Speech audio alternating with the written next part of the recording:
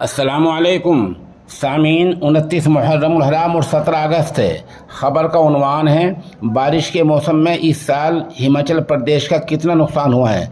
आपको पता ही है कि हमारे मुल्क में कई हवाएं चली हैं, सैलाब आया है, ज़मीनें खिसकी हैं। इनमें सबसे ज़्यादा नुकसान हिमाचल प्रदेश को हुआ है। आप थोड़ी इसकी तफसील सुन लें।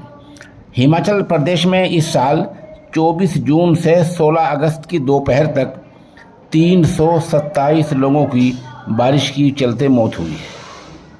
अभी भी 38 लोग लापता हैं।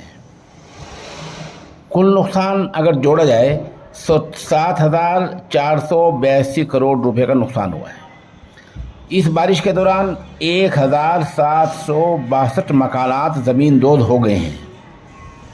8,952 मकान ऐसे हैं जिन्हें जुज़वी यानी थोड़ा नुकसान पहुंचा है। 292 दुकानें और 3,909 गौशालाएं गिर गई हैं। ये नुकसान हिमाचल का मोटा मोटा नुकसान है। ये सड़कों का जो हाल हुआ है और जो रास्तों का नुकसान हुआ है, जो गाड़ियां बह गई हैं, वो अलग नुकसान है।